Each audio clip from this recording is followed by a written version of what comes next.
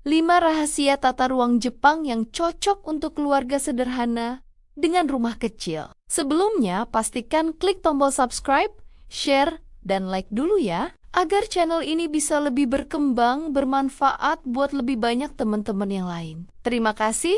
Yuk, lanjut deh. Pernah nggak sih kamu ngerasa rumah kecil, tapi rasanya sesak banget?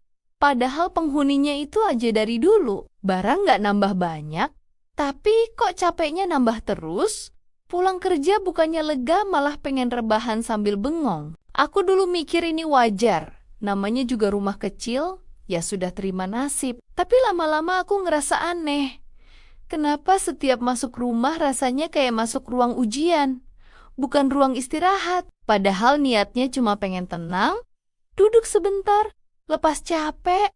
Bukan nambah pusing mikirin sudut yang berantakan. Yang lebih lucu lagi, seringkali emosi muncul dari hal sepele. Kursi kepentok, barang jatuh, anak lari kesenggol meja, lalu suasana langsung berubah. Kita jadi gampang ngomel, gampang kesel, padahal masalahnya bukan di orangnya. Aku sampai mikir, jangan-jangan ini bukan soal sikap, tapi soal ruang. Jangan-jangan rumah kecil ini diam-diam ikut campur urusan emosi keluarga. Rumah yang harusnya jadi tempat pulang, malah jadi tempat paling cepat bikin sabar habis. Terus aku mulai ngelirik cara orang Jepang hidup. Mereka terkenal tinggal di rumah kecil.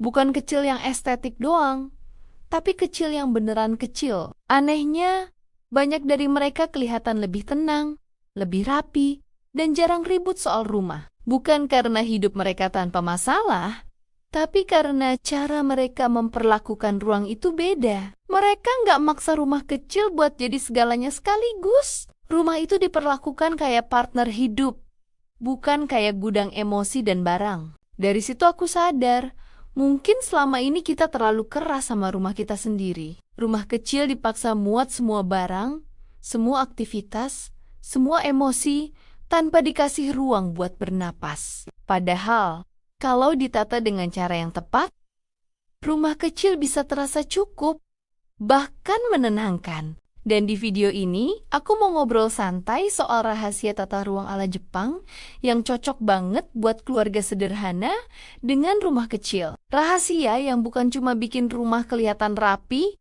tapi juga bikin suasana hati di dalamnya ikut lebih damai. Rahasia pertama adalah satu ruang, satu fungsi emosi. Dan ini kelihatannya sepele tapi dampaknya dalam banget. Di rumah Jepang, kamar tidur itu sakral buat istirahat. Bukan tempat numpuk baju belum dilipat. Bukan tempat kerja dadakan. Bukan gudang barang titipan nasib. Mereka sadar, kalau satu ruang dipaksa menampung terlalu banyak peran, otak ikut kerja terus tanpa henti. Kita sering heran kenapa masuk kamar tapi malah kepikiran utang, kerjaan, dan drama hidup. Padahal kamar itu penuh sama barang yang gak ada hubungannya sama tidur. Jepang ngajarin, walaupun rumah kecil, kasih ruang buat emosi istirahat. Satu ruang, satu rasa. Masuk kamar ya tenang, masuk ruang makan ya hangat, masuk ruang keluarga ya dekat. Rahasia kedua adalah furnitur rendah dan fleksibel. Dan ini sering diremehin karena dianggap soal gaya doang. Padahal furnitur rendah bikin mata melihat ruangan lebih lapang, langit-langit terasa lebih tinggi, dan kepala ikut merasa lega. Di rumah kecil, ini penting banget. Selain itu, posisi duduk yang sejajar bikin suasana keluarga lebih cair. Anak nggak merasa kecil, orang tua nggak merasa harus selalu dominan. Semua duduk di level yang sama, ngobrol tanpa jarak, tanpa kursi tinggi, yang bikin obrolan jadi kaku. Bonusnya, furnitur rendah biasanya ringan dan gampang dipindah. Jadi rumah kecil bisa berubah fungsi tanpa ribet dan tanpa drama. Rahasia ketiga adalah ruang kosong yang sengaja dibiarkan kosong, dan ini sering bikin kita merasa bersalah. Kita diajarin kalau ada ruang kosong berarti belum maksimal, belum kepakai, belum produktif. Padahal di rumah Jepang, ruang kosong itu justru bagian paling penting. Ruang kosong itu kayak jeda napas di tengah kalimat panjang. Tanpa jeda, kita sesak. Tanpa ruang kosong, rumah kecil terasa menekan. Mata butuh tempat berhenti. Pikiran butuh tempat diam, dan emosi butuh ruang tanpa tuntutan. Rumah kecil yang berani kosong justru terasa lebih luas daripada rumah kecil yang penuh ambisi. Rahasia keempat adalah penyimpanan tersembunyi.